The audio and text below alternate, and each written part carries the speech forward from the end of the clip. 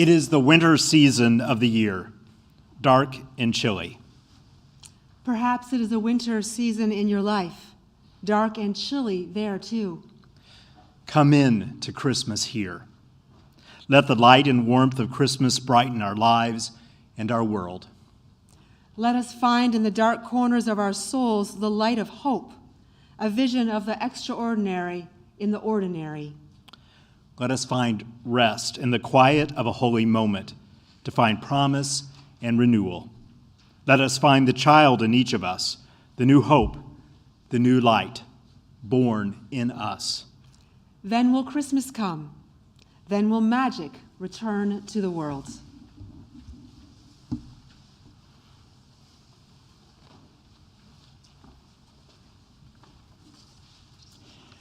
Our chalice lighting reading this evening is from the Unitarian Universalist minister, the Reverend Dr. Dan Lambert.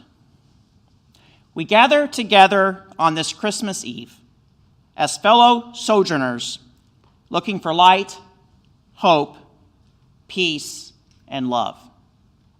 We gather as people from many backgrounds, many faiths, many cultures, and many spiritual paths. But as we light this chalice, we gather as one body looking to the Nativity for its message to all humanity. Its message that there is light, there is hope, there is peace, and there is love.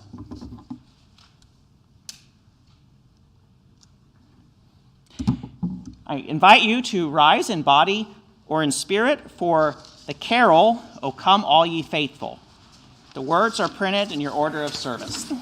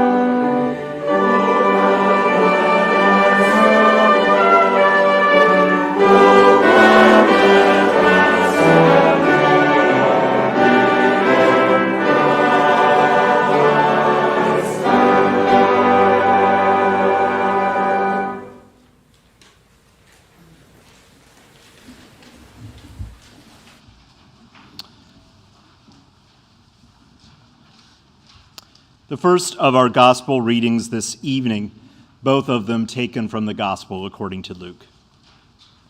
In those days, a decree went out from the Emperor Augustus that all the world should be registered. This was the first registration and was taken while Quirinius was governor of Syria. Everyone went to their own towns to be registered.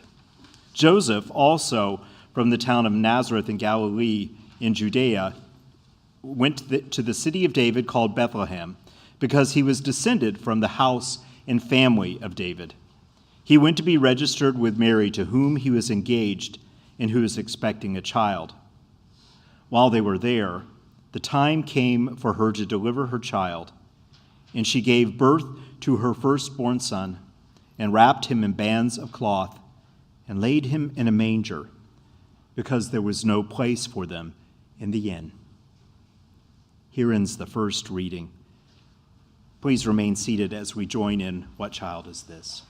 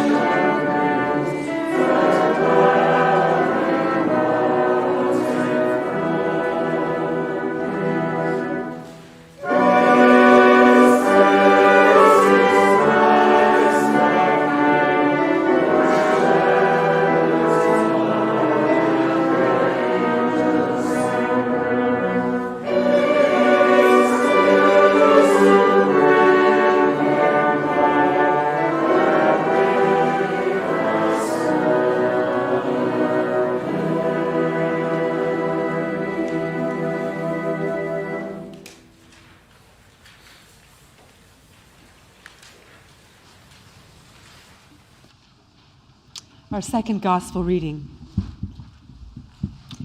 In that region there were shepherds living in the fields, keeping watch over their flock by night.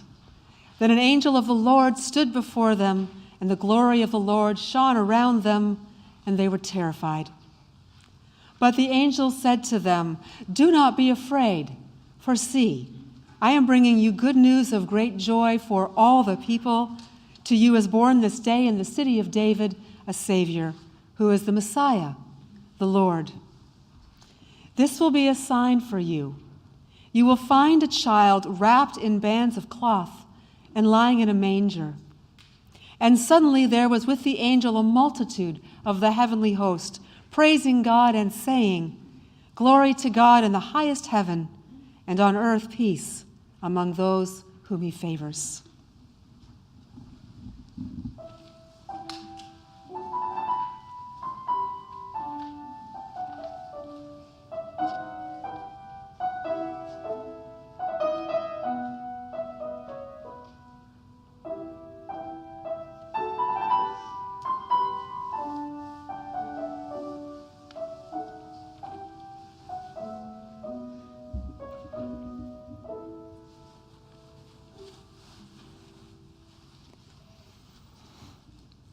We move now into our time of offering, and it is the tradition here that the offering goes to benefit the minister's discretionary fund.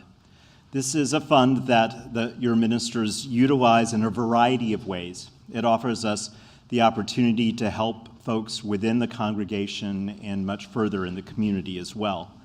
In the past, we've been able to help folks who need some assistance with groceries or their rent or medical costs. And also, we've been able to assist local organizations that have a timely need. So there is great benefit that we have this fund to be able to do good work on behalf of the congregation. This is the primary way that this fund is reconstituted every year, and so your generosity will make a big difference in what's possible for us in the coming days. May a spirit of generosity inspire us as the offering is now given and received.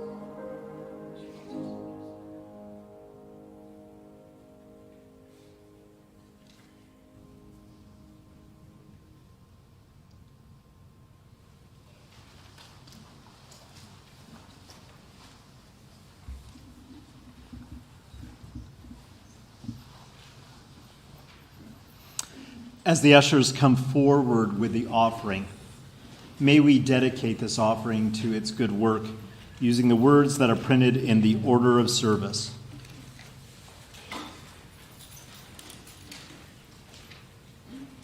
As together we say, to the work of the church, which is weaving a tapestry of love and action, we dedicate our lives, and these are offerings.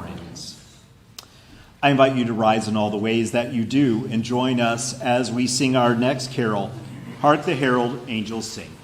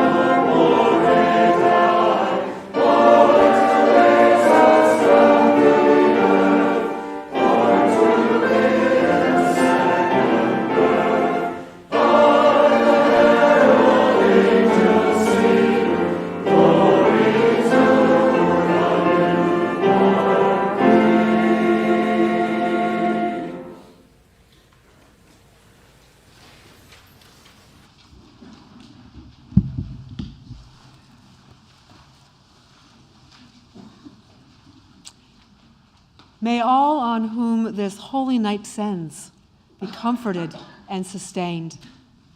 May justice and compassion burn in us as a flame that renews itself with each day. May we never cease to be filled with awe and wonder, just as those who heard what the shepherds said wondered. May the story of one miraculous birth remind us of the miracle of our own births and the small miracles we encounter every day in our lives. May our journey to this place be a blessing that we carry into our night and into our homes. And if the angels never speak to us of signs from heaven, may we listen more closely to the whispers around us, for it is in each other that we may discover the glimmer of eternity.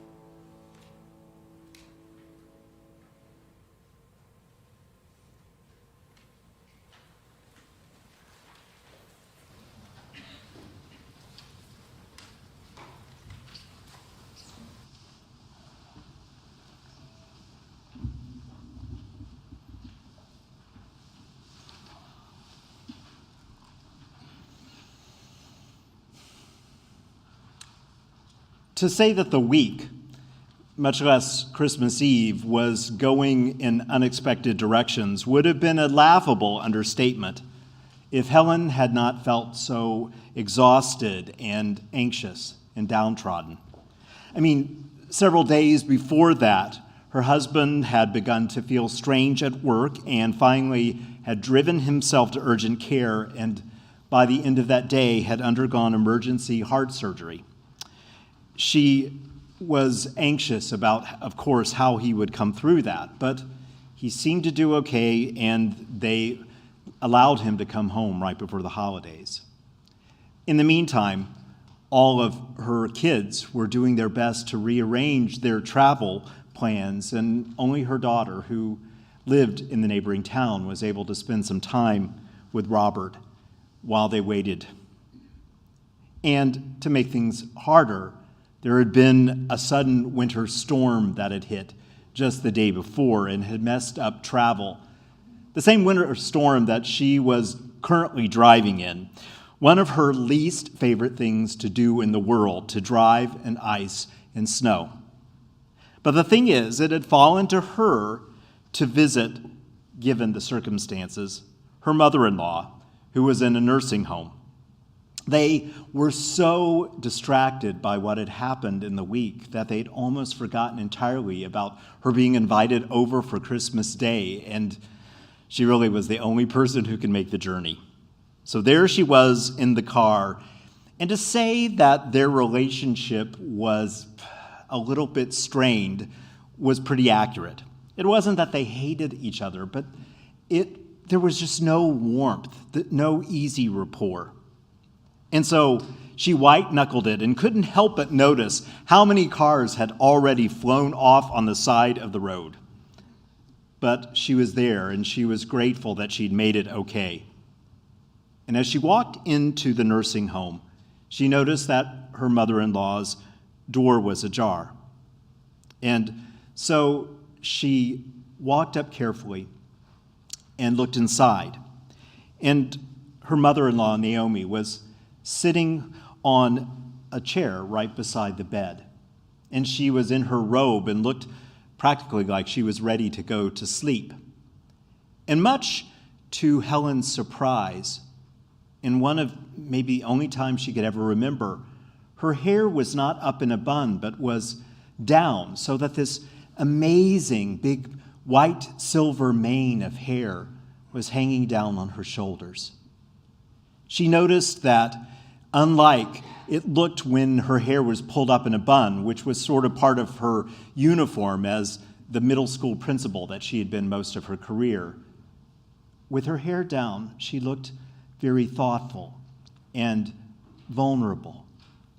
And as she looked carefully at Naomi's eyes, she saw both that typical inquisitiveness, but a lot of tiredness. She knocked gently on the door, and Naomi looked up, and when she recognized her, she smiled and bid her to come in. She sat down next to her, and they began a conversation about how things were going with Robert. And she noticed right away how there was that same awkward rapport that always happens between the two of them. But this time, for some reason, maybe because it was Christmas Eve and she was tired and didn't want things to be weird, she just decided to pretend like they had been best buddies for years and go with it. And somehow that changed the tone of how she interacted with Naomi. She asked her what it was that she was looking at when she had come in, and she showed her that she had been looking at a photo album. She said, "I felt especially nostalgic today, and I pulled out all of these old photo albums." And she showed her some pictures of her as a little girl, and it was amazing to see the features that came into the way she was now. She saw some pictures of her and her husband George, who had died about 5 years before that, and it was so interesting to see them young and through the years. And there were pictures of her husband Robert when he was a little boy, and they chuckled together at the absurd cowboy hat that he had on in one of the pictures, and how his impish grin looked the same now as a 50-year-old. But as they were talking, finally Naomi said, I have just been so tired all day, and so I am very happy that you came to visit me, but from what I hear, the roads are terrible. Why don't you make your way home, and I'll crawl into bed and read for a little bit? Well, obviously Helen was ready to go home, but she just found herself saying, well, can't I do something to help you get ready for bed? And Naomi said, oh, I'll do my usual things. I will wash my face, brush my teeth. I always comb out my hair.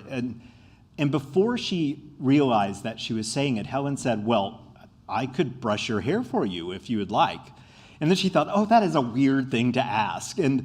But to her surprise, after Naomi thought about it for a moment, she said, why, that would actually be lovely. I haven't had anyone do that in so long. So she wasn't sure that she actually wanted to do it after she offered to, but again, they had been best buddies for years. And so she leaned in and she began to brush her hair. And as she did it, there was this sort of sensory memory of what it was like when she would take care of her kids before bedtime, and especially when she would brush the hair of her daughter, and that sort of rhythm that would happen, that noise that she heard as she would brush through her daughter's hair, the sort of brush, shh, over and over again. And it became sort of a trance-like thing as she was brushing Naomi's hair, and she found herself for a moment feeling like she was actually back in the bedroom with her daughter as a little girl and was brushing her hair. And to her surprise, in the midst of this reverie, she heard this voice in the room, and it went something like this. I'm dreaming tonight of a place I love, just as much as I usually do. And although I know it's a long road home, I promise you.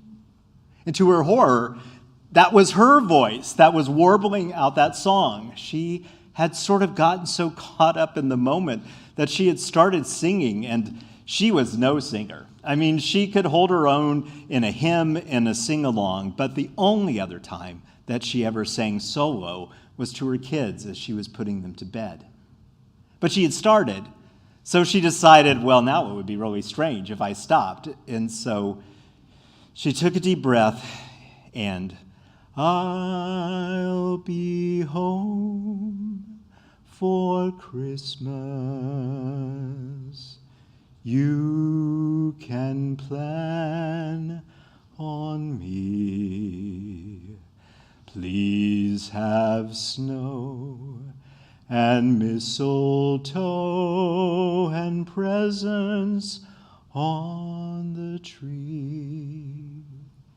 And then she realized that the very next section of the song went into sort of a grim place that seemed inappropriate given the circumstances. But then she knew that it would be really obvious.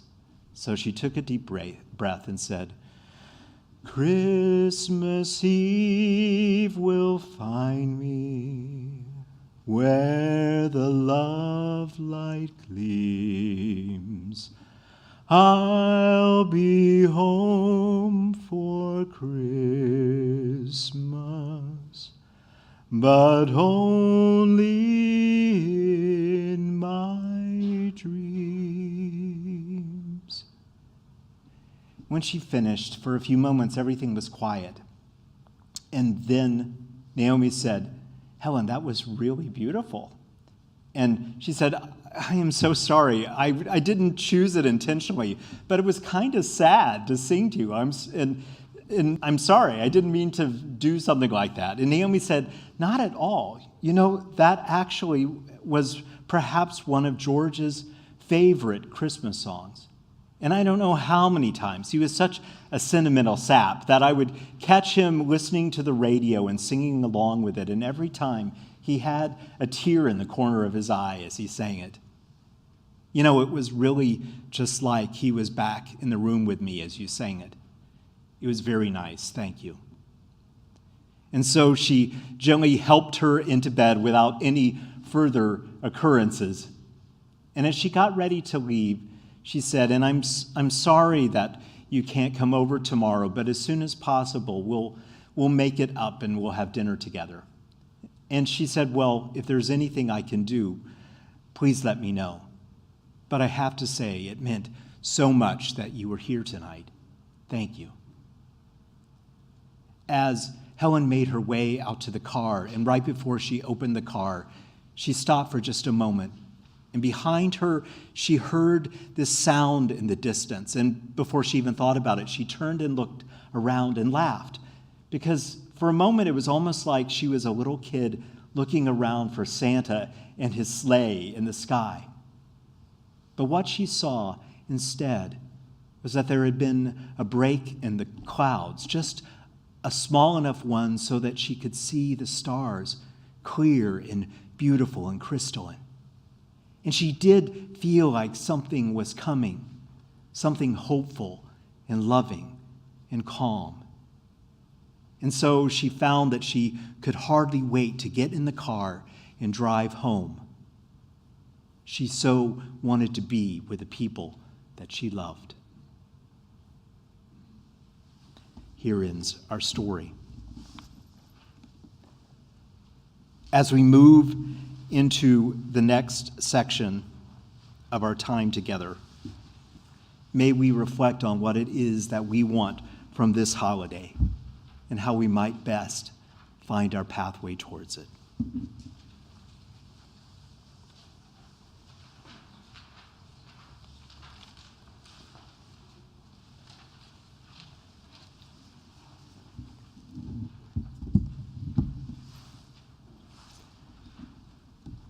Let us be still in the darkness of our sacred space and listen to the quiet around us. For even in the quiet, there is a gentle being with others.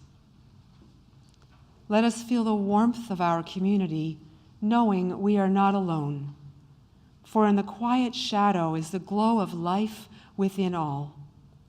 Let us know in the darkness the gift each candle bears, a small flame, a diminutive light, yet the wondrous gift to kindle another's glow. Let us be in awe in this moment as we each take up the flame and the light envelops this room.